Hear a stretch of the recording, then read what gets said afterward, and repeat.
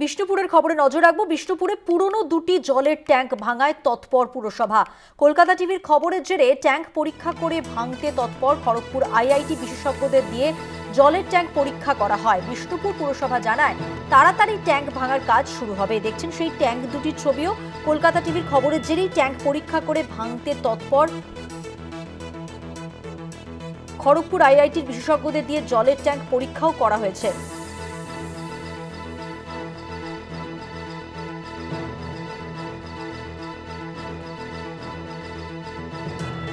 সৌরভ গঙ্গোপাধ্যায় রয়েছেন আমাদের সঙ্গে টেলিফোন লাইনে। আমাদের প্রতিনিধি, কলকাতা টিভির খবরের জেরে নড়ে চড়ে বসলো পুরসভা।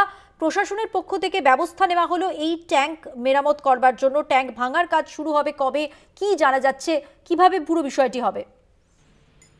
দেখো, বিষয়টা হচ্ছে বিষ্ণুপুর শহরের কুমারী টপেজ এবং বিষ্ণুপুর পৌরসভা সংলগ্ন দুটি ট্যাঙ্ক এবং সেই ট্যাঙ্কের যে বেহাল দশা, বহু প্রাচীন দুটি ট্যাঙ্কের বেহাল দশার ছবি কলকাতা টিভিতে তুলে ধরা হয় এবং কলকাতা টিভি তুলে ধরার পরই বিষ্ণুপুর পুরসভার তরফ থেকে খতিয়ে দেখে দ্রুত পদক্ষেপ নেওয়ার আশ্বাসও দেওয়া হয়।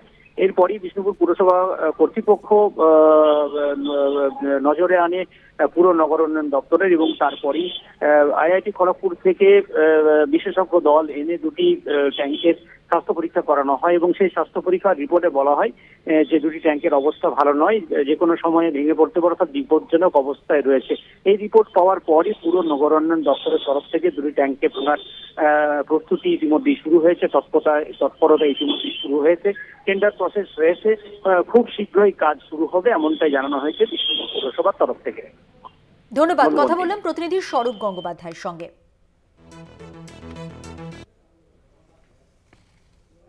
বিষ্ণুপুর পুরসভা জানিয়েছে তাড়াতাড়ি ট্যাঙ্ক ভাঙার কাজ শুরু হবে।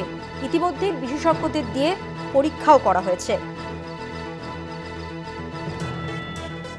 দুটি জলের ট্যাঙ্ক ভাঙার জন্য তৎপর হয়েছে এবার প্রশাসন। কলকাতা টিভির খবরের জেরেই ট্যাঙ্ক পরীক্ষা করে তা ভাঙতে তৎপর প্রশাসন।